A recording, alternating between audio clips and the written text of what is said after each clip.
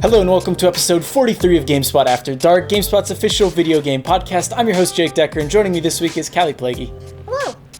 Jean-Luc Seipke. I've already finished my beer, and we haven't even started. Hell yeah, this is going to be a good episode. And Michael Higham. I'm making my triumphant return to GameSpot After Dark. Hell yeah, because you've been playing a cool game, which we'll talk about later. But before we do that, how are y'all doing? I'm about to finish my drink, so. That's how you're doing? Yeah. I'm doing quite all right. Feels good to be back on the podcast. Please it's been tell a me minute. you have a glass. Oh, shit. Well, it's made out of glass. The bottle's made out of glass. Anyway, we're really excited that you're back on. Sorry I interrupted your No, heartfelt it's all good. It's all good. This is probably the first episode in a long time where we don't have any British people. You're damn right. I mean, we only ever first had one one, really, before, just Tamora. Oh, yeah, huh? Yeah. I do miss talking to Tam, though. I mean, GameSpot After Dark can have one dark person as a treat. Vibes. All right, well, why don't we just get into what we've been playing after that, then? Can I go first? Yes, you go first, Callie. Tell us about Animal Crossing. I have good news, everyone. I'm playing a game that's not Animal Crossing. I'm still playing Animal Crossing, of course. The bad news is I can't talk about it. I'm playing The Last of Us Part 2. So that's what's going on with me. I'm rewatching Avatar: The Last Airbender. It's my favorite show in the world. And that's it. I am also playing Last of Us 2, and I too cannot talk about anything. But we will talk about the state of play. I think we're going to let Michael and Jean-Luc take point on that, though. Sure. But Callie and I both did watch it. I actually didn't watch it, because at this point it's so close to release that I was like, I'd rather just... I know I'm going to play the game. I don't really want to see it anymore. I haven't finished the game yet, and I was really worried that the state of play would show things that I haven't played yet, but it didn't, so... I heard there's a Vita in the game. Yeah, there is a Vita, and with Hotline Miami. Yeah. And there's Ice Cube. Ice Cube, yeah. It was a good day. Makes an appearance, and it's got some good music going on. But hey, look, the Vita player, like, she got a fucking throat stab, bro. Like, that's savage, man. I made a random tweet about my Vita on the weekend, and it got like 900 likes. And I was like, what the... Oh, really? Yeah, I was like, what the fuck? Like, why are... Now you know where to get clout, dude. Just keep pumping that out. Vita lives. Well, how do you think Greg Miller is as big as he is? He's just always banging on that Vita drum. That's a good point. Yeah. Look, listen, the Vita has, Vita fans have strong, there are dozens of us energy, but there are actually more than dozens. I love handheld, so I am also somebody who likes a Vita. And if I found a Vita in the apocalypse, you bet that I would try to charge it and see if it had Hotline Miami. It's a really nice piece of hardware. It's the thing is, I was thinking about this, everyone was like, wow, the Vita, still could hold a charge, and I'm like, more importantly, you can only play games that don't require, updates to play, it has to already have been downloaded. I was like, oh my god, you have to find cartridges. What a bleak world. Yeah. Oh, it doesn't have that Sony memory card that was, proprietary? Oh, yeah. And you're like, fuck. How are you going to be able to play Danganronpa? It was $200 for 64 gigs of memory. Something stupid like that. Yeah. Did you see? I thought it was pretty good. Polygon's tweet was Ellie kills the last PlayStation Vita owner in the new Last of Us gameplay. I was like, all right, that's pretty good. Yeah. I'll give you that one, Polygon. Nothing else. You could have that one as a treat. That's it, though. That's it. We're really on a as a treat train today. No, I just got to get out of my system somehow. I don't talk to anyone outside of this apartment, so y'all got to save me. You can have an episode of GameSpot After Dark as a treat. As a treat. Thank you. I'm savoring this one. But before we talk too much about Last of Us, why don't we talk about what you guys have been playing? Jean-Luc, do you want to start? Yeah, I put down a couple things. I don't know which one you guys are interested in. I've been playing... So I beat Maneater. I played that. Ooh, nice. Shockingly... The shark game, right? Yeah, shockingly good. Sharkingly. Sharkingly good. Nah, I got nothing. I was trying to make a shark joke. We had a field day with the shark. Oh yeah, I saw those. We were trying to come up with like subheads for the review. So like Ed came up with seafood and eat it. Perfect. And then I could only come up with Finding Nemo related things. So I was like shark bait, hoo ha. And what was my other one? Oh, fish are friends, not food. I put something in there too. Fish are food, not friends. You did put something. I remember. I forgot. Oh, baby shark. It's a fucking banger, bro. You know what I'm saying? You really are into Baby Shark. You mentioned Baby Shark a lot. Dude, that's my guy, Baby Shark. Or what? I just saw my brother approaching. I'm gonna ask him to get me another drink. Wow, damn. Sushi, get me another drink. Well, man, you'd like Maneater then, because you play as a baby shark. And then you grow up, right? And then you grow up. The rich. Yeah, dude, that game's wild. Like, I thought, honestly, like I played it, and at first I was like, I don't know about this one. Like, I feel like I was gonna be like, oh, it's Shark Simulator or whatever. Yeah, and it's like the combat's pretty repetitive. Like, I think that game doesn't have the best impression. Like, when you're the baby, and it's just like, I don't know, like you have one attack button, you die from like an alligator like super quick, and I was like, I don't know about this. But as you get on, I think the environments get a lot more interesting. You start in like a swampy bayou, but then like eventually you're like, oh, now I'm in like this cityscape where there's like people on a golf course, and you just jump in the air, and then you fly, like you have like a triple jump, which is like ridiculous, and then you just like eat a guy like off a golf cart, and then you just like jump, you like combo chain from person to person, and you're just eating them all. And then Chris Parnell, like Jerry from like Rick and Morty, is just like he's playing like a Planet Earth type narrator, and he's just like talking about like very serene, you know, man like encroaching on nature and us getting our comeuppance as the shark is just devouring people. It's so good. That's what I'm saying. So good. I prefer to think of him as Chris Parnell from Lazy Sunday. Or Cyril from Archer. Or from That's what Archer. I thought. Cyril from Archer. Rick and Morty's the hip one with the kids. So, yeah, got to get that SEO. My brother just walked by with no drink for me, so. Damn. But yeah, I mean, like, it's like the formula is very typical Ubisoft, you know, like checklist, you go to each area, but it's so brief. Like, I beat the game in about 6 hours is what my runtime said. And I didn't do everything. I just basically like did it until like you unlock the next story beat, and then you just keep going. And the game's got this like wonderful mix where the whole conceit is like this Discovery Channel style like show where there's like this crazy shark hunter who like kills your mom and like rips you out of her while like she's pregnant with you, and then throws you in the water, and you like bite his arm off. And then like, so the whole game is like, you got to kill the guy who killed your mom. It's like a JRPG. So wow. Or Bambi. Or Bambi. Well, I mean, Bambi doesn't go on a killing spree, but dog, I gotta play this, dude. It's great. And then the whole game, I've been thinking about it. Like, it's got this really. The game knows what it is. It knows it's like, okay, we're just a dumb shark game with like gore.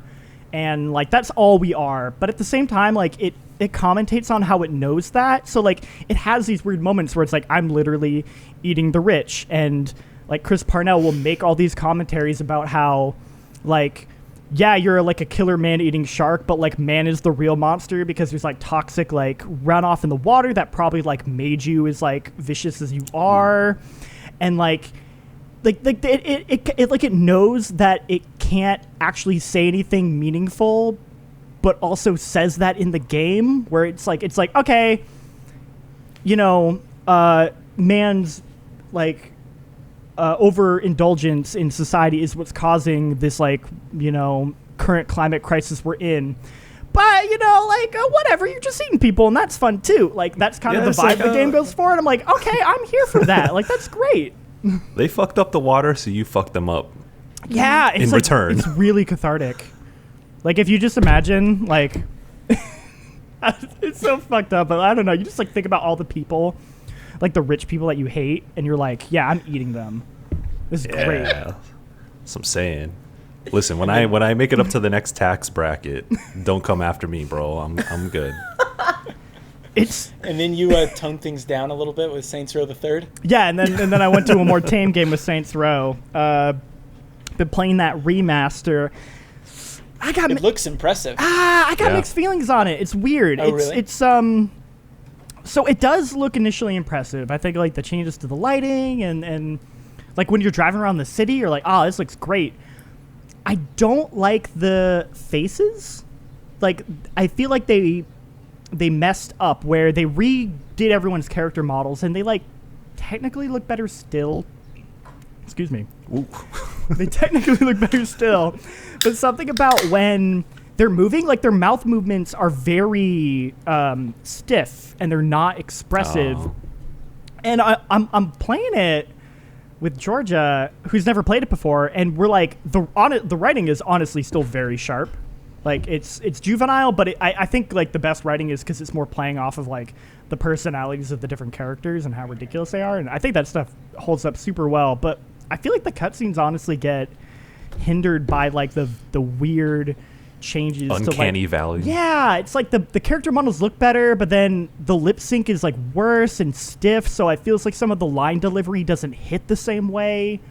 It's really weird. I think I prefer the original, bit specifically because of the cutscenes. Like when you're just driving around the city, it looks better, but I think that game's cutscenes and humor is such a huge part of it, and I think it suffers, unfortunately, which is bums me out. It's still worth playing. Like, you know, if you've never played Saints Row, it's definitely not a bad option, but it feels weird.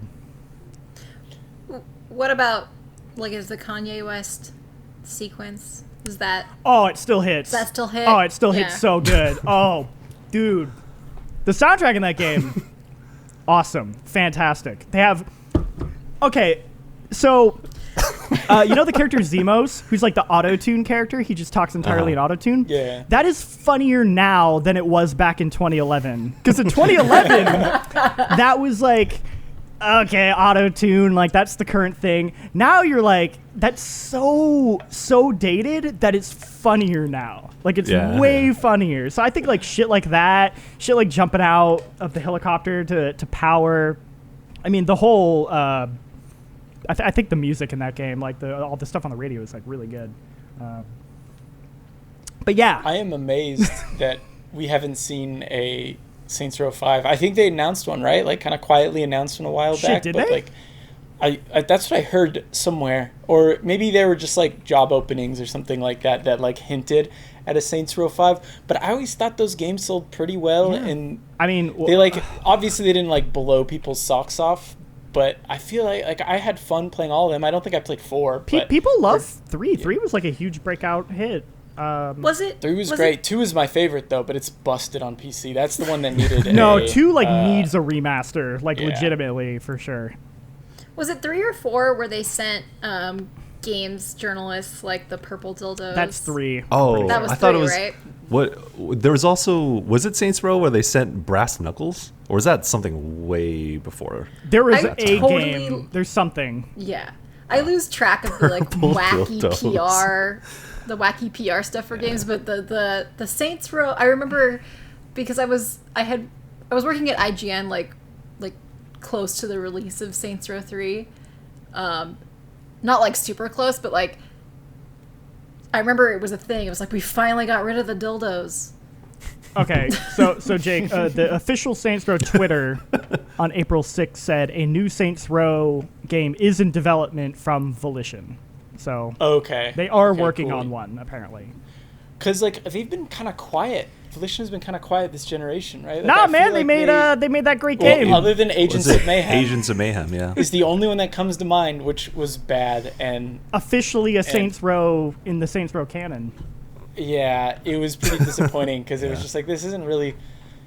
I don't know. It just seems so weird. Like they seem like with the Saints Row games, they were on the verge of like hitting like a really good high, and then that game came out, and I feel like they've been pretty quiet, just like remastering, releasing the games on Switch and stuff. Yeah, and, like which is good, but I'd be mean- curious to see what they could do today. Is part of that like just approaching the end of a generation too? Like it's Maybe. a better use of time probably for a lot of developers to be remastering True, but I'm While just they talking about wait like for- throughout the generation in general too. You know. yeah. Yeah. Yeah. That's true. I guess it's been a while since 4. Yeah, it's weird. That one was a cross-gen game, wasn't it? Didn't it come to 360 Yeah, and... time is a flat circle. Yeah, it was. It was like at the same year. Yeah. Speak that truth. I mean, I always love Saints Row because I feel like it is, to me, Saints Row is like the alternate version of what GTA could have gone. You know, like when you think of like the PS2 era of GTA and how it was like kind of goofy, but it was also serious enough. And then like with 4, they pivoted to like more serious story stuff. Like Saints Row's like if GTA went in the opposite direction and just went as stupid as possible. So like it feels like it needs to exist to like balance the two games. Perfectly balanced. Okay, That's Thanos. all thing I know. You stole my joke, Michael. Damn, my bad. My latency is better, I guess. Did you guys ever play 2004's Punisher game by Volition? No, I've heard good things about it. I've heard people like it. The only reason I played it was because I had a friend, or he's still a good friend of mine, but he loves the Punisher, so he got this game, and I remember we played it so much, but it was by Volition. It was incredibly violent, but it was not based on the movie at all. It was just like a really like cool. And you were like what, 12? Probably. I was way too young to be playing that game. But anyway, there was. You do interrogations, and there'd be these brutal interrogations, and the scene would cut to black and white and like hide the really violent stuff. Like you'd throw people in wood chippers or stick their face in a piranha fountain or piranha thing or whatever. And the game would cut to black and move away, and you wouldn't see that stuff up close. But my friend was like, I know a cheat code to get rid of black and white mode. And I was like, what? How do you do it? And he's like, can't tell you. And he kept it. He held on to this for so long, never figured it out, because like I don't know, the internet existed, right? But I didn't like the internet where I was super slow. I never was on the internet, so I was just like, how do I do this? And I'd be entering all these cheats. When I went to Barnes and Noble, I'd look at cheat books to see if I could find this cheat. And then a couple of years ago, he's like, oh yeah, I just made that up, and I'm like, fucking dick. Just fucking gamers, man. You left me hanging for so long. But anyway, that game is really interesting. It's probably not very good, but like it makes a lot of sense that it went from Punisher in 2004 then to Saints Row. Like it was kind of that, like Saints Row kind of had that vibe to it, or like Punisher, you could tell that they were heading that direction with how over the top and ridiculous Punisher was, even though it was still kind of like a serious, angry Marvel hero. Oh my God, Sushi. Anyway, that's my rant on Punisher. Oh. I had a roommate who was really into Saints Row, and we had a fun time. It's a really fun game. Like me and Georgia, we played Maneater, and we just went right to Saints Row, and like I don't know, just had a goofy ass time. Yeah, it's just like man, you get a little high and you play some video games. Smoking that loud, dude. Hey, this is After Dark. You can say whatever you want. Heck yeah. Dude, After Dank. I mean, yeah, Jean-Luc's been dropping some bombs on After Dark. Yo, so I Jean-Luc forget is... to bleep him out. Jean-Luc is on you're on one, dog. Nobody's messaged me. I keep being like, one day, man, someone's going to hit me up. Yeah. He's, like at work, you mean? Yeah, someone's going to be like... Like someone will slack you, be like, yo, you need to relax. Yeah, but like, nope. Until someone says something, like, you good, fam. I mean, you guys remember the Mario Kart stream? Yeah. No one ever said anything to me. I literally said, eat my ass toad on an International Women's Day stream. Yeah. That's and no the one real said, shit. I never got in trouble. So, like, Yeah, you know, we say stuff like that, but we are not problematic. Yeah, we're I within hope. reason. Yeah. Like, So, if you try and press us on it, like, yo, we got our arguments are watertight, bro. Like, Yeah. you can't come after us for things like that because we'll let you know.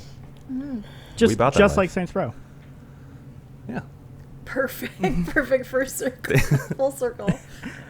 Michael, you've been playing an interesting game too, right? Ooh, yeah. If you want to do a complete 360, or I mean 180, I don't know, whatever. Yeah. So going from A 900, baby. We're gonna Thinking do about a- Tony Hawk. yo, because if you do a 900, you actually be facing the other direction by the end of it. So Yeah. that makes sense. Thank you for that. But Wait. because 1080 would do three full spins. You know what I'm saying? Wait.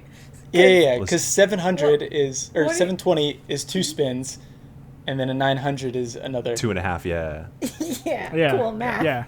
Yeah, so 900. Oh, hey, by the way, you should check out my feature on Tony Hawk's Pro Skater Remastered saying, like, yo, back in the day when I was 10 years old, this shit changed my life with music and skateboarding because we were out in the streets breaking laws and shit, grinding on benches and sidewalks and shit, and the police would be like, hey, fuck out of here. And we're like, hey, eat my ass, pig. So you know the vibes. But to do a complete 900 from Saints Row and Maneater, I played and reviewed If Found, thanks to Callie for the opportunity to put my words out on GameSpot.com. But yeah, if we want to get into it, If Found is sort of this, I guess, more or less a visual novel. And I'll talk about it as if folks don't know what it is. But the first impression you get from it is like it's this the sketchbook art style that's a lot of pencil drawings, a lot of contrasting colors, a lot of duotone. And the way you play the game is your cursor, most of the time your cursor is an eraser. So you play as this girl named Cassio. And the little story setup is that she's like in her early 20s. I think she's like 23. She comes back home. She has a master's degree. She wants to get a PhD. She comes home and she more or less like comes from a broken home. So her father's passed away. Her mom's like, yo, when are you going to like start your life, get a job and shit like that. And her brother's a total asshole about the whole thing too. But yeah, and then so you go through her memories in December 1993, and the whole thing takes place or most of the game takes place in that month, and you kind of see a drastic change in her life during that time. And as you erase each scene, another one presents itself, or it basically progresses, and it's used in really clever ways to where it leverages that to tell the story in a very powerful way. But it takes place in Ireland, and the thing I like about it, one of the many things I love about it, is how it adheres to Irish culture so much. Like it'll drop terms, it'll drop phrases, and a lot of things that are very particular, like very, very particular to not just Ireland, but the region that the game takes place in. So County Mayo is on the western side of Ireland. It's kind of like this coastal area, rural small town, and there are a lot of things specific to it, and it has like little footnotes as you you read the text with each scene that passes by, and I was like, hey, click here to have an explainer for this.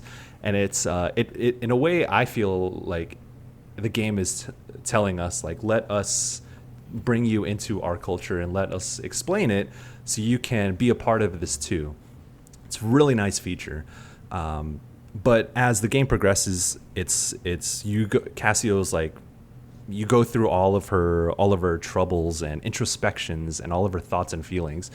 And it's the thing I like about it a lot is that between the writing and the art style, I say this about a lot of games, or I say this about some games, not to make like a direct, like Undertale's a very different thing, but the thing that If Found does, like a game such as Undertale, is that it uses a lot, or it uses very subtle details in its art style to communicate so much. So a lot of all the characters are drawn in like pencil etchings, and it's and like the subtle shifts in their expressions and their gestures communicate so much, because it's one thing to read in text like, oh, okay, this is how I feel about this person, we had this conversation, this is what I thought of it. But when you erase each scene and you see the subtle shift in like the way their eyebrows are, how their eyes open up, how their hands move in relation to each other, like there's a lot of scenes where these subtle gestures, it's showing you, not telling you exactly what's happening and how Cassio feels about what's happening. But it's you have a group of friends, you live in a dilapidated house for a little while. She's trying to find herself, but I think the core of it, you can read my review, I have like a billion words on it, but I think the core to it is how important empathy is in terms of like, not just understanding people, but being able to relate to them and accept them and acknowledge them for who they are. I don't think it's a spoiler, but you pretty much get the hint up front. And a lot of people, like anyone who talks about If Found, is going to mention that Cassio is a transgender woman. And so it's a very, the story is very particular to that. And it's told in a very subtle way that makes it all the more powerful, because it's in little hints, like letters that her mom sends to her. Is like, it's not that her mom is being transphobic outright. It's more of like she doesn't understand gender identity, and it comes off as transphobic whether she knows it or not. And I think that's a very like powerful thing in the storytelling, that it doesn't spell it out for you, and rather the context clues all build up towards that. So then you realize, like, you make the connection as the player to realize like how much that hurts. And I think it can teach a lot of people about things like that. And when you come to understand, like, especially by the end, the way it wraps up at the end, it makes its point very clear.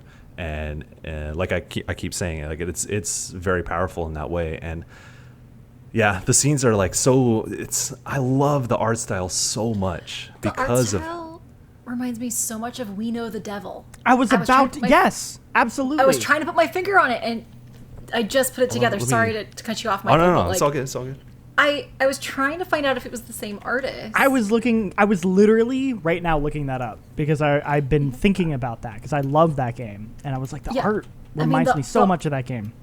If Found, like, the thing that's going to draw you in is that art. I mean, it is beautiful. Like, the sketch style is beautiful. Yeah. For sure. And it's they use a lot of different techniques in terms, it's because it's not just like pencil drawings in a diary. It also, sometimes it's like a pop-up book. Sometimes it's this weird mesmerizing surrealist style. So it keeps shifting. And the one thing I'll say about how that works is there is a scene where Cassio and her friend like blaze up, like they fucking get like smoking on that dank dro, bro. And then as the scene progresses, their character, the character models like get wavy, like, yo, I'm fucking high shit with them. That's wild. It's such a small thing, but it again, like many things in the game, it communicates so much with such a small technique that you might overlook. And one thing I really like about your review of the game, which even if you're listening to Michael talk about it, you should still read the review. Hell yeah. I think that your review communicates like the emotion of the game really well. Mm-hmm. Like you really set the tone of the game with your review. Because I think it's like, it sounds like a difficult game to describe, and I think you captured the like emotional weight of it really well. Shit, hell yeah, gang shit. You know what I'm saying? Yeah, it was a lot of fun. It was difficult to write too, man. Like, because talking about things that like you're essentially like, I'm a person who's playing this from the outside looking in a sense. When you play games that are from the perspective of marginalized people, in the same way that maybe other people play a game like Indivisible, which I reviewed, and like I made it very personal because it means a lot to me as a jungle Asian, you know what I'm saying? And but what I think is important, that it provides such a strong insight into maybe a world that you're not familiar with, and does it in a way that can be relatable and teach you a lot about things that you might not know about. So but yeah, there's a million other things I could say about the game, but I'll leave it at that. Music is incredible. Some real nice, serene and post-rock jams in there. And that's it's also only $12, so it's not like a full-price game or anything. It's short. It's like 2 hours, right? It's 2 or 3 hours. And the way it wraps up is so nicely. And the way it flips its themes on itself throughout the game. Like, man, it reminds me a lot of like the short indie game, like golden age of like the early to mid 2010s. Like, yeah, mm-hmm. Like with Gone Home, and like you could just play like this little, like, it was just this contained experience, and that's what If Found. I keep hitting this desk. I'm sorry. That's what If Found seems to me. Like, I'm really excited to play it. I don't exactly have time right now, but I will have time soon, and I really want to play it. So. Yeah, I think a lot of people are looking for bite-sized games, because it's very daunting to go into a 50-hour game or a 100-hour game. But yeah, it found uses its time extremely well. There's no filler. It just keeps hitting you with good, like the good stuff. Would you say all killer, no filler? All killer, no filler, man. You know what I'm saying? Wait, is that's the Sum 41? No. That is yes, it is. Okay, yeah. Hey. Well, speaking of 50 to 100 hour games, I also reviewed Xenoblade Chronicles, and that embargo is finally up. I've been playing that for the last couple weeks now. I had never played the original. I'd always wanted to. But when it came out, I didn't have a Wii, and I was not going to get a Wii just for it. But I dabbled in other ones. I played a bit of 2, and I enjoyed what I played of it, but I wasn't reviewing it, so I was like, I don't know if I want to spend 100 hours playing this. But luckily, I got to review Xenoblade Chronicles Definitive Edition. Thank you, Callie, for the Nintendo Switch. So that is mostly what I've been doing these past couple weeks, and it is pretty dang good. I really, really enjoyed it. I kind of wish I did play it earlier, but at the same time, I'm happy I didn't, because seeing the definitive edition, like I was looking at some character models from the original, and they look pretty rough. Yeah. Yeah, I think like one thing that's really good about having someone who hasn't played the original game play the definitive edition, like obviously you have an appreciation for JRPGs. You've played plenty of games that are like Xenoblade Chronicles, and you've played other Xenoblade games. And I think that it was a really good fit, because like it's very easy to go back and, like I think you were saying before the podcast that you like looked at a Giant Bomb Quick Look for the original. It's really easy to go back and like make those comparison notes for yourself, like, oh, okay, this feature was in the original game or it wasn't in the original game. Like, how has it changed from what I can see? And that I think is a totally viable way to review a game. And you have somebody who has kind of like fresh eyes in 2020, how does this game hold up? And that's what your review answers. And you really go into the combat. Like, you don't just talk about the additions and the new stuff in the game. You like really take a fresh look at Xenoblade Chronicles as a whole. Yeah, and I mean, I think I had a fresh perspective on the combat and all that kind of stuff. But I think like the things that most people are most interested in, and something that I spent a lot of time talking about, were all of the difficulty options, which, you know, typically isn't something I'm sure people would spend a lot of time talking about in a review, but I think it actually makes the game really good, because it's very forgiving. You can change it whenever you want. You can make the game harder, you can make it easier with casual mode, and then from there are a lot of like customization options with that, mostly in the form of expert mode, which lets you automatically adjust your levels. So you can, if you're really good at the game, or if you just like to grind, do all the side quests, you're going to get over leveled, and this will let you, you know, roll your character a couple levels back to make the combat tougher if that's what you want. Or, you know, alternatively, if you're stuck on a boss and you just don't want to spend, you know, 100 hours playing this game, you know, grinding for these bosses, you can just switch to casual mode for a little bit, knock out some battles, grind a few levels much quicker than you would otherwise, and then just go back and smash the boss. Not that kind of smash the boss. Whoa, relax. I know it's quarantine out here, but, you know. I mean, we've seen some of the characters in Xenoblade Chronicles too. Yeah, it's weird. I mean, I'm talking about the one with the ginormous There's chest. a lot of them that have that. Some good anime titties. Actually, I don't know if it's good, but, you know. No, they're like back-breaking and also not in the good way. Like, Yeah, that one from 2. Oh my god. Yeah, it was absurd. But it's weird because especially this one with the new art style too. Like originally, it kind of felt innocent. Like the game doesn't. It's never that dark. It doesn't like dig into these heavy themes as deep as some other games do. But then you got the Xenoblade Chronicles 2, and it's like, all right, same style, but we're gonna make it a little bit more cartoony. Except all the women in this game are just gonna have massive tits, which is it's interesting going back to Xenoblade Chronicles 1 because everything seems more appropriate, I guess you could say. More fitting for... They weren't as bold. Yeah. Exactly. Bold and brash. Damn. More like belongs in the trash. Whoa, Except bars. not this game. But yeah, overall, I really enjoyed it. I think the epilogue is a real standout too. It trims a lot of the fat and bloat from the main game, which by itself wasn't bad because a lot of it you could ignore if you didn't want to engage with it, but just the epilogue just feels super focused and refined. And Monolith Soft has always been really good at creating these awesome big worlds with really cool backdrops and just a really impressive setting. And I think you can tell they've mastered that with this DLC, because the area you're in is absolutely stunning, which is a lot to say. Like, sure, graphically it's not going to blow you away like a PlayStation 4 game or an Xbox One X game, but that said, the art style is just so good. It's a world that I was enjoying exploring as much as I possibly could. I have one question. I probably know the answer to this. Is this for me? Yeah, I think so. I think so. I think you'd like this game.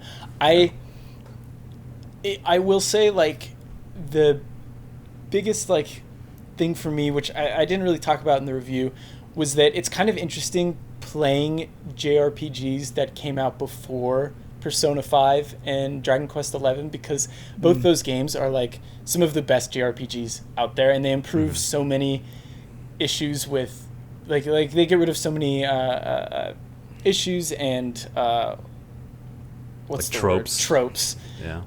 And Xenoblade definitely has some of that stuff, and the game's 10 years old. You can't, of course that stuff is going to be there. Yeah, it's like fundamental to the way it's built. Yeah, it's like a source of tropes, probably. Yeah. But I think a younger audience, maybe not a younger audience, but an audience who recently got into JRPGs may have a difficult time getting into Xenoblade. But I think the one benefit is that now that you can adjust the combat to make it much easier. I think that'll help, because the original one was hard, and there were some boss fights where I was just being stubborn. I was like, no, I'm not going to change the difficulty. I'm going to do this boss fight. And I would grind for a long time, and I would spend, I don't know, probably half an hour in menus just tweaking my character so I could get the right build to take advantage of this boss, which is super satisfying. But I also get that, if you do that for the entire game, it can easily take 160 hours. Yeah. Does changing the difficulty affect how much experience you get? Nope. At least from what I can tell, it seems like you get the same. So the reason why it goes so much quicker, though, is because battles go by, I don't know, some of them go by twice as fast. So you can just head out into the world and kill monsters twice as fast, get twice the amount of experience just because you're killing them faster, and then you can go back to the boss and fight them. So Go ahead. I was just going to say, it's interesting how, definitive editions sometimes make the JRPG faster. I was just thinking about Dragon Quest 11 S. Was it S? It was the one. Yeah. It added the 2D version, which significantly cut down exploration time. Right. Yeah. That's yeah. The fast track version. Yeah, didn't Persona 5 Royal is shorter? So what I'm saying is Yeah. You're right about the definitive versions of these JRPGs always have an element where you can go through things faster. So Persona 5 definitely, Royal had that, because there's a whole bunch of new content that you probably just want to get to, especially for returning players. But even all the Trails of Cold Steel games, when they initially come out on PS4, PS3, or PlayStation consoles, whatever, when they get ported to PC a couple years later, they always implement a fast forward mechanic where you pull the trigger and everything moves at 4 times speed. I'm like, well, why didn't y'all put that in the first place? Final Fantasy 12. Zodiac Age has that as well. 12. Yeah, Zodiac Age did that too, because there are a lot of elements that are inherent to these games, maybe the way you go through combat scenarios to get to the next town or whatever, and those things are good, but they can drag on, and eventually I realized, oh shit, maybe it's better if we just get through this faster, so we'll give you a fast forward mechanic or make things easier. So it's funny how that trend is definitely there. Yeah, or even maybe we're onto even something. Pokemon. Even Pokemon does this. Oh, really? Yeah. Ultra Sun and Ultra Moon sped up the intro sequence a bunch. And this was one thing that it didn't bother me at all when I reviewed Sun and Moon. I didn't think that the beginning. It's because I don't soft reset for shiny starters or anything like that. I was just I'm reviewing the game. I gotta go. Yeah. So it didn't bother me at all. but it's a reputation those games have for having a really long tutorial intro sequence, and Ultra Sun and Ultra Moon like cut it down like really quickly. You don't do any of the exposition before you get your Pokemon, and I was like, okay, now I noticed it. But I like the idea of remasters really like looking not just being like, oh, we've added new stuff and it looks prettier, like actually like going back and like fundamentally changing things. Like I've been like playing editing the game. Yeah, like I've been playing Royal, Persona 5 Royal, and I think Atlas is like very unique in the way they do those kinds of like, I don't know what you'd even call it, like game of the year, but not really. Like Director's cut. Director's cut is maybe the best term, because they add new stuff, but they also like are using it as an opportunity to like make changes based on feedback. Like, when the original 5 came out, there was the meme about like Morgana being like, time to go to bed. That doesn't even happen in Royal, because they cut all of that out, because they realized, like, they're like, that's funny, but also people are making fun of it because it kind of sucks. So like they added this mechanic where you actually can do something at night now. And it's like, I like the idea of games actually like realizing like we can improve the experience. And like I think things like fast forwards are maybe like a little more of a hot fix versus like Sure. Persona 5 is a little bit maybe more of an extreme example where they like really overhauled it, but it's still welcome.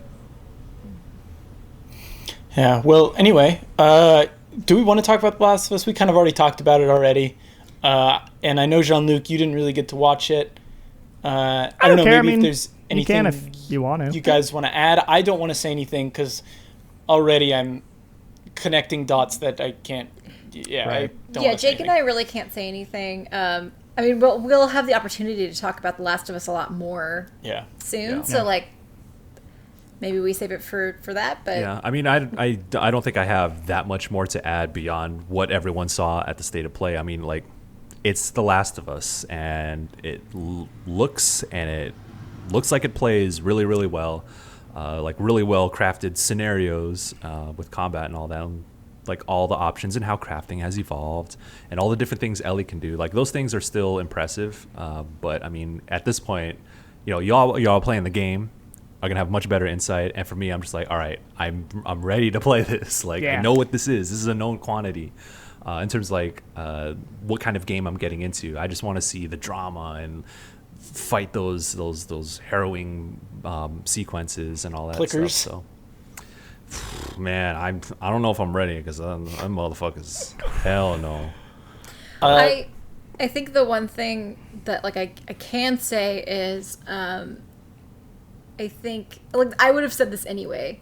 I think people are really quick to judge games now, like these days, based on these like preview snippets that we get, and I would say I was kind of guilty of doing that with Ghost of Tsushima, because before I dug into it, I was like, oh, this is interesting. Like, they have English dub, but it's people using kind of like exaggerated Japanese accents, and it's not a Japanese studio. I'm a little like on this. And then I found out that like the studio did really work with Japanese people to consult on the game. And of course, I didn't like tweet a hot take or anything, but like I did wait to get that information. And I would say that like generally I think that we could all like cool off on the hot takes just based on like what we're presented. I think there's something to be said about like the way games are marketed for sure. And like you can say like I did a preview for Far Cry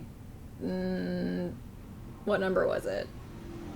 The 3. one with the Colts. 5? 5. 5. I was like, was it 4 or was it 5? There's too many of them. But I did a preview on that just specifically about like how could this go well, how could this go wrong based on what I know about like the cult setting. And I was just talking about like Waco, Texas and stuff like that. But like, so I think there's something to be said for those kinds of takes based on the information you get initially. But I think there's kind of this current about The Last of Us Part 2 where people are just ready to jump at like whatever hot take there is based on what they see. And I just think it's a trend that we could do away with. It's so weird. It came out of nowhere. It feels like Like everyone was so excited for that game, and then the second that leak happened, Well, I mean, that and when it got delayed too. The first that second delay, because this was coming in February and they pushed it, Right. and they delayed it again indefinitely, and that's when it started. And I imagine that's why people decided they should hack the game and figure out all that stuff and release it. It just frustrates me because my job is the reviews editor, and like the reviews is like we're looking at the final product. You're looking at it as a whole, and you're looking at it as what it is. You're not evaluating the marketing. You're not evaluating like what the expectation of the game is. You're looking at what the game is in front of you. And so it's frustrating for me as a reviews editor to see people like just like tweeting these hot takes, and I'm like, you don't even have the game. Like you don't, like you may very like you could be right, but like wait until you play the game to develop your hot take. Like it just doesn't make sense to me. the perfect example of that is like Matt Paget's very excellent review of Rainbow Six Siege. I think I saw like a comment that was like saying how like his review's invalidated because of that original Ubisoft like E3 presentation from years ago about what the game originally looked. And I'm like, dude, that was so long ago. Like, what are you talking about? Like, I think you're right, Callie, where it's like, you could absolutely have that conversation about like, hey, Ubisoft messed up by like presenting that game in a way that it wasn't final. Like, I think that's a very valid conversation. But the idea that like a game that's been out for what, like 4 or 5 years at this point is like Almost 5, still invalid because of that is like, that's insane. Like that's like, an insane logic of thinking. Like the marketing gamers. team is not the development team. Right. Development team, you know, like that's a different team, and like there's just a lot mixed up in it. So that's my. I will say I was modding the YouTube chat as we were doing the Last of Us stream. And it was just exhausting. Absolutely exhausting. It's just like, all these people so mad about a game they haven't played because of things they've heard on. It's just like, just either play the game, don't play the game. I don't care. Just stop complaining about it. And it doesn't like, affect me one way, way or the other if you play it. It was affecting me at the time because it was just like so draining to fucking watch all these people complain about stupid shit. And it's just like, yo, all right, I say this many times and it rings true. I got, put this on my gravestone, tombstone, whatever the fuck you call it. Relax. I've been saying it for so long, since I was however the fuck old I was when I first learned how to say relax. But yo, gamers, anyone out there, all y'all, everyone can learn. Relax. When it comes to video games, bro, like it's video games. Yeah. My favorite is like people in the chat being like, Neil Druckmann shouldn't be allowed to direct any games anymore. Relax. And it's like, wait, you're invalidating this guy's entire career. You're ignoring it just because of a leak you saw. It's just like, God. Anyway, we should move on. Let's do some. Let's relieve ourselves of this stress. I think I'm gonna skip this next one because I'm gonna skip this next topic and just go right into listener questions this week. Sure. This one's not actually really a question. It's just a email we got that I did want to read. Actually, does this one make sense to read? Yeah. I think it does. Yeah. Callie, do you want to read this one? Yes. This is from Marcus the Postie. I'm a key worker, a postman. My son is on the COVID-19 high-risk list, so I cannot enter work or have the social interaction I would normally have. I feel practically alone. I only see my family and the odd person I deliver to talk to. So thanks for the weekly podcast. Having that show up in my podcast list helps me get through the day, so I want to say thank you. Shout out to Marcus, and make thank sure you, to Marcus. say hi to your postman or postwoman as they come by. I love that this letter is so obviously British. Yeah. A key worker. A postman. But yeah, thank you so much for listening, Marcus, and I'm glad that we can be a bright spot. This podcast is also a lot of the socialization I get each week. So yeah, it's most of the that I get to. It's the same for us. All right, next question here comes from my good pal Brett from Discord. Ah, shit. Shouts out to Brett. That's my guy.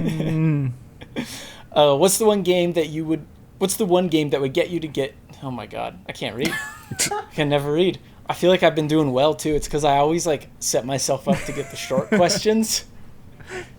Anyway, what's the one game that would get you to upgrade to next gen? I don't plan on buying a PS5 for some time, but if something like Horizon 2 were a PS5 exclusive, I would consider upgrading sooner. What's the game that's going to get us to upgrade to next gen? It's a weird one because I'm probably just gonna do it anyway because I'm just that kind of person. Yeah. It's a hard question because we kind of have to upgrade for work. Yeah. So it's like it's hard to tell if I weren't doing this job, what would get me to upgrade? If Sony adds a PS5 patch to Bloodborne that makes it run at 60, then I'll upgrade. That's a good one. There we go. I had my brother send me when I was in college. The first Last of Us came out when I was in college, and I had my brother ship me our like launch PS3 from the my parents' house. Because I didn't bring a PS3 with me. I had an Xbox 360, but I didn't have, and like a 3DS, but I didn't have like any PlayStation stuff. And I had him ship it just so I could play The Last of Us. So I guess if The Last of Us Part 2 were an exclusive, that would probably get me to upgrade, because that's what got me to convince my brother to ship a whole console to me. The Last of Us Remastered is why I bought a PlayStation 4. Like, I got an Xbox initially, and then I waited for the PS4, and I was like, I'm going to wait until Destiny. And then I think they kind of surprise announced the definitive edition for Last of Us 2, and I was like, or Last of Us Remastered, and I was like, all right, I'm going to pick it up for that. This one's hard to answer as someone who like keeps their PC up to pretty high standards, I guess. Because it's like a lot of the features that like the PS5 and Xbox Series X are touting are like legit upgrades from what we have now for consoles. And I think a lot of people are going to be surprised by, I think they will be surprised by the quality of life changes that the experience will be when you upgrade to these consoles. But when it comes to like how games look, how they run, like I have an NVMe SSD already. I know the consoles are going to be doing something different, so it's probably going to be better than what top-end PCs have now. But I've been experiencing that level of performance for a while. Look, I'm balling out on my PC. You know the answer. It's Hatsune Miku. Yo, okay. If there is a like a mega mix that comes out on PS5 with like all the songs, like Future Tone almost got it right. They have like 300 or like almost 300 songs, but there's some exclusive songs on the Switch, and there are a bunch of other songs that haven't been made into rhythm game, like playable rhythm game songs. But if they do on PS5, bro, you know I'm gonna be standing out in the cold. But again, I'm gonna be in my face mask. I got my gloves. I don't care. Y'all better keep your distance. I'm gonna be stiff arming motherfuckers. Like, yo, if they have the most definitive ass version of Project Diva, Hatsune Miku Project Diva, you know it's a done deal, bro. Is a song I'd like to sing on any Project Diva? I don't think so. Utai. I don't think so. See, there's like there's so many. I love Uta Utai. I also would say that I'm just like a day one Nintendo person. So like, it's kind of on its own generational cycle. And then for Xbox, Halo 100% would get me to. Halo's a weird one though, because it's got to be out on current gen. It's got to be out on PC. But I want to see.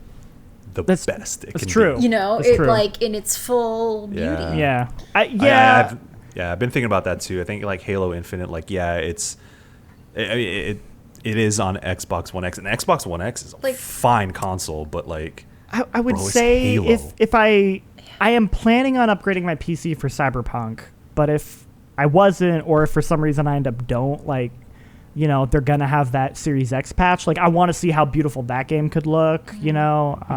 But I mean, honestly, like, I feel like ideally, it's like a weird cop out. I feel like, but like, I want to see like a new game that like does something that isn't possible on current gen. Like, show me. That's a good point. Yeah. What I will say is that, I mean, I don't know exactly what this is, but I did an interview with Bloober Team, the developers of The Medium, and they've made Blair Witch, they made Observer and all that, but they were pretty strong about how our game is going to do something that's going to leverage next gen. like specifically. It's not coming out on Xbox One, PS4. There's a PC version and then Xbox Series X only. Who knows? I don't know what that is because they were really tight-lipped about it. Said they'll mention it later, but my curiosity is like, okay, then like, what is this? And if it's impressive enough, like, okay, let's go then. That's interesting. So then, is it only Microsoft first-party games that will be coming to Xbox One and Xbox Series X for a while? Because I know they said for that. smart delivery. Well, no, just in general. Didn't they say like you'll be able to play Halo on like any first-party Microsoft game? You'll be able to play on First party for Xbox sure. console. First party So is then- for, yeah. Third party, I guess they can kind of have an option because that's what I'm more interested in. Because personally, like I don't think I'm gonna get the Series X because I just updated my PC too. I put like a 280 Ti in there to prep for Cyberpunk, and it's like, well, I'm just gonna play things on You that. good? Right, like Yeah. like Yeah, I the, spoke too Probably- soon. I probably won't upgrade to a Series X right away. like Yeah, like I'm more interested in getting a PlayStation 5, honestly, because I know they're going to have exclusives that are going to be made, well, I hope, that are going to be made specifically for the PS5. And a lot of those games will probably end up being like glorified tech demos, but still, like I'm like at the beginning of a console generation, I just want to see what this thing can do. yeah. I have a question. which- Are you subscribed to Game Pass? I am subscribed to Game Pass. Phil Spencer's happy with you then. I know, that's all I need to do.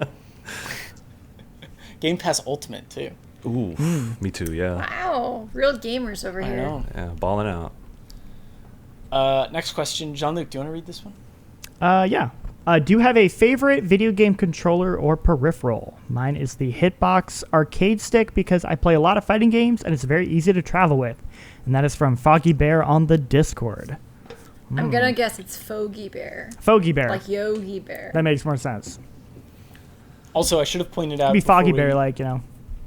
I Like should Fog. have pointed out that if you have any questions, you can email at us at afterdarkpodcast@gamespot.com, or you can join our Discord. You can DM any one of us on Twitter, and we will make sure to get you in there. Or you can just email that email, and we'll get you in there. Anyway, It's a weird one because I'm a weird stickler where I like playing a game on like the peripheral it was like designed for. So like Steel for example, Battalion. yeah, exactly. Like you got to get that original setup, right? You know, you got to spend $150. But like I don't know, it's like there's a weird thing where it's like, oh, if I'm gonna play Mario 64, like people are like, you can emulate it and you can use like a 360 controller. I'm like, no, I want to use that N64 stick, that terrible stick, because it's what it was designed for. So I don't know. Like I always like prefer playing with the controller like the game was kind of built around. So I don't know if I have like a favorite. I feel you. In terms of like proprietary controllers or controllers that were made specifically for a game, I mean, like I need to play fighting games with a fight stick. Most of them will do, but I think when it comes to like peripheral, especially as I've gone through like so many different PC peripherals, like the Logitech MX518 is undefeated. It's the best mouse I ever used. I have a bunch of other Logitech mice, but like the MX518, bro, it's can the you best send me a mouse. link to that after? Because I need a new mouse. Yeah, I need a new mouse too. Actually, They remastered it, so it was the hell yeah. one.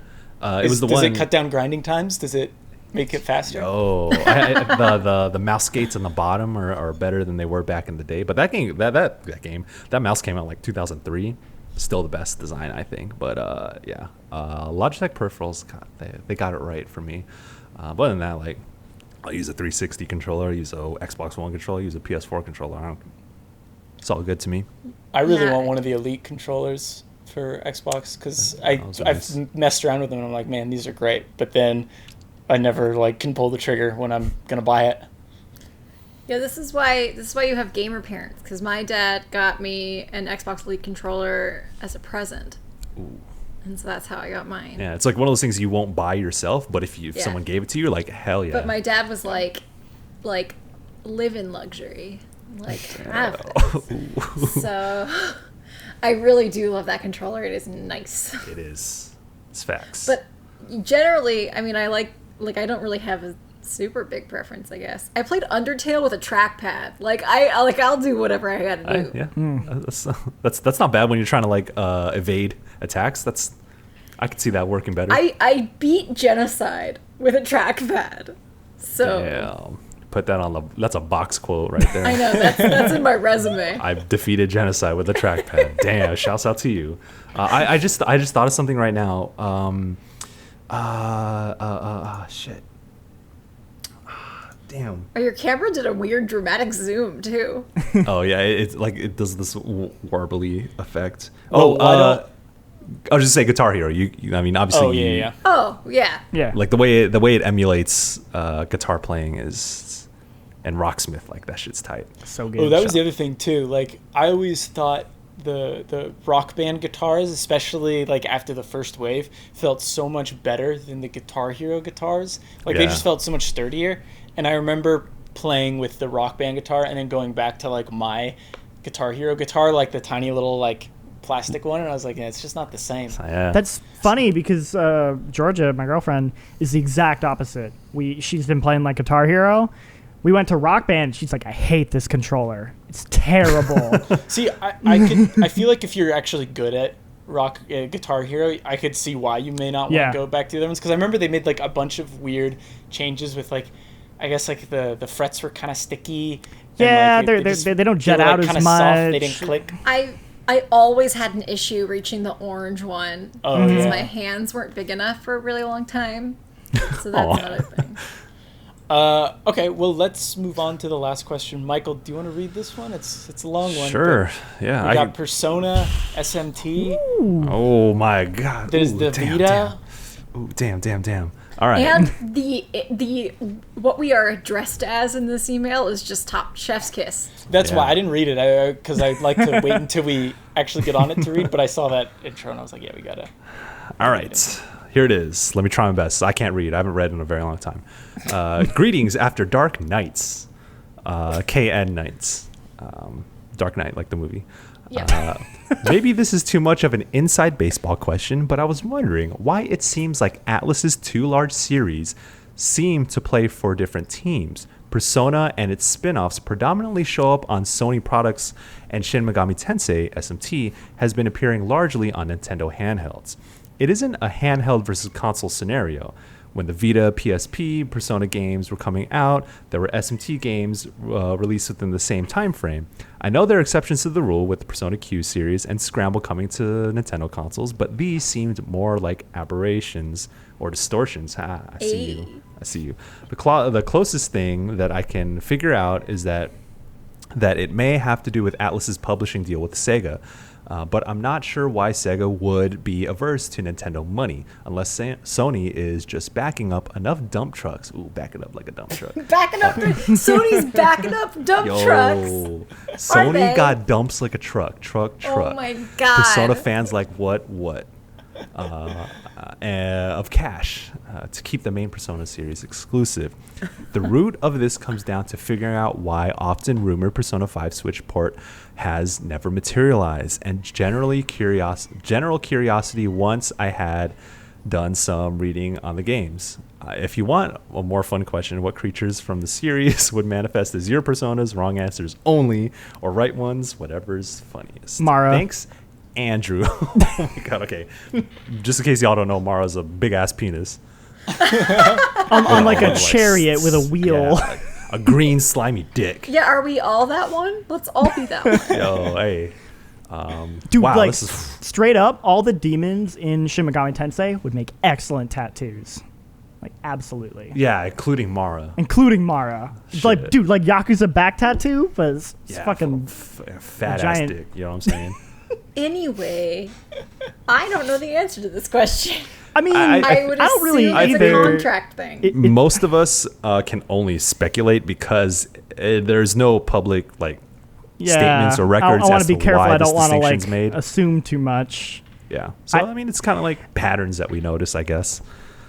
I would say I think there's definitely a pattern in Japan of like a series being faithful to a specific platform, you know? Like I think that's kind of that's a bigger deal in Japan. I don't know if it's still as big of a deal, but you know, like it was a huge deal when Final Fantasy switched from Nintendo to PlayStation. Like that was a huge deal. And I think like that thing kind of matters there. So I mean, there's no like hardcore contract that I'm aware of that like you gotta put Persona on this platform because like all those spin-off games get released on Nintendo. They put out Switch, Arena on Xbox, and I imagine on some level it is a just like a legacy thing, maybe the developers just prefer working on that platform, they don't feel any need to go to a different platform. Didn't the Persona, some of the Persona 5 developers, there was something going around that they like didn't think Persona 5 would be a good fit handheld, like they wanted that to kind of stay on a big screen. I don't know, I heard that somewhere. That's fair. I mean, it's definitely weird because like Persona has been not a handheld series, but like there was that weird stretch where it was like Golden came out on the Vita, and then you had like Q, and that was like a lot of people's first introduction. So I think a lot of people started to associate it more as a handheld series, even though in reality it isn't one. So I think like I don't know, that it maybe created just like a weird expectation on people of like it's a handheld franchise, and like the developers don't think of it as one as much. Yeah, like we said, there's no evidence as to like whether or not there's any contractual obligations, but there's a pattern because like the last time Shin Megami Tensei was on a Sony console was with Nocturne, which came out in 2003 or 2004, and then from then on, Shin Megami Tensei had been relegated to Nintendo franchises. Maybe like in the case of SMT, maybe it's like, again, this is speculation, but like they scaled down on how many resources they put into the SMT franchise, because SMT4 and 4 Apocalypse are handheld games. They're kind of like not bite-sized, but they are focused, scaled down types of JRPGs that were obviously not made with like a full console in mind.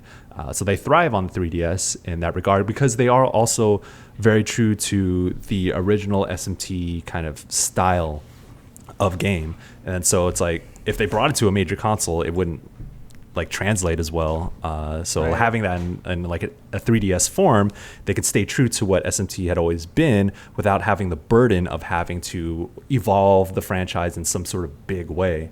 Now, in the regards to bringing like Persona 5 to Switch, I think the fans are vocal to a point that it's a problem.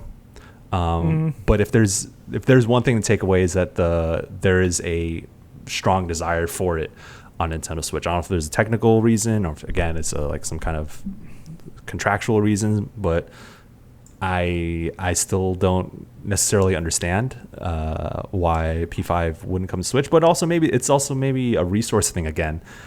They just came out with Royal, and maybe porting it to Switch will take a lot more work than Atlus and Sega are willing to put in. That's another thing to consider when thinking about this thing. Then SMT5 is going to be a Switch exclusive, at least from what we know so far. Yeah, they announced it with the Switch announcement. Yep, 3 years ago, yo. And there's still not a damn thing about it. Still coming, baby. Yeah, I word on the street is it's still in development, obviously. But I'm wondering, I'm curious to see what that game actually turns out to be, to see if like, okay, this is made as a scaled down version in mind, or not like a full blown console version in mind. But again, we'll have to wait to see what SMT5 actually is. I mean, yeah, there could be all sorts of reasons. It could be like, oh, we don't want to eat our own lunch with so many of, like, I don't know. And I think, Michael, you made the good point of like, I don't think people realize how much ports actually, like development resources and money ports do actually cost, like either, the Persona team themselves would have to do it, which is eating into them working on the next Persona game, or they have to hire a different like a third party studio. And it's like, well, and they have to have a lot of trust in giving it to another studio to make the port actually work properly. So it's like they might be like very protective of their own brand. Yeah, Atlus does have a studio. I think it's Studio Zero that has done some work for them. They did the Catherine full body, and they're now working on Project Refantasy. Yeah. So it's like they have a team, but that team's already working on other stuff, and for whatever reason, Atlus felt that their time was better spent on that stuff versus a Persona thing, and honestly, I think it comes down to, like you said, the studio maybe picking their battles, like where Right. they can be most effective. And so, it's tough in the streets, yo. Anyway, I think that about does it for episode 43 of GameSpot After Dark. Thank you so much for listening, and thank you guys for joining me. If you've got any questions, make sure to email us at afterdarkpodcast@gamespot.com, or you can join our Discord by DMing us, and we'll get you in there. Jean-Luc, where can people find you, and is there anything you want to plug? You can find me at Jean-Luc Seipke. Potato Mode. Me and Michael recorded another Potato Mode where we... Not me and Michael, Jesus. What? No. I was like, shit, I don't know nothing about this. You don't remember that? No, me and Nope. Ben Janka recorded a Potato Mode where we looked at Mortal Kombat again because the new Aftermath DLC came out. So, like, we potato-fied RoboCop and... all that stuff, and it was pretty good. It ended up turning out pretty well. So look forward to that. Callie, how about you? You can find me on Twitter at Inkydojiko, INKYDOJIKKO. We have a lot of reviews coming up on GameSpot. For the end of the month, there's a lot of games coming out. So Xenoblade was one of those big ones. If Found from Michael. Michael's also checking out PSO2. And we got more. And then, of course, like, keep an eye out for my Last of Us review. And please don't send me any death threats. I mean, I'm just expecting them. I'm not far enough, and that's not an indication of anything. I just don't want to get death threats. Michael, how about you? Hi. You could find me and all of my bullshit at Michael P. Higham on Twitter.com. And as far as work on GameSpot, boy, it's been a while since I've been on After Dark, so I'm going to plug all the way back to March, bro. Listen, your boy reviewed Half-Life Alyx. All right, we'll make it quick. Persona 5 Royal, Hatsune Miku Project Diva Megamix, and as Callie said, my If Found review is also up. Very proud of all of those reviews, but also Play for All. I think, Jake, you're going to mention it. So all of us here on this podcast, like Jake and Jean-Luc, are going to be doing a lot of production work, the heavy lifting for that. Callie and I, Tam and Lucy, we're going to be doing a lot of the hosting stuff. We got so much exciting stuff lined up for y'all in lieu of E3. So we're going to be doing a lot of work, and I think, if y'all like what we do, man, we got some things lined up. So pay attention to that. We're all going to be working very hard to bring that to all y'all out there. Cool. You said it pretty well there for the Play for All. But you can find me at Jacob Deck on Twitter, and you can check out my Xenoblade Chronicles review, which is up on YouTube and GameSpot. So make sure to check that out. Anyway, we'll see you next week. Peace.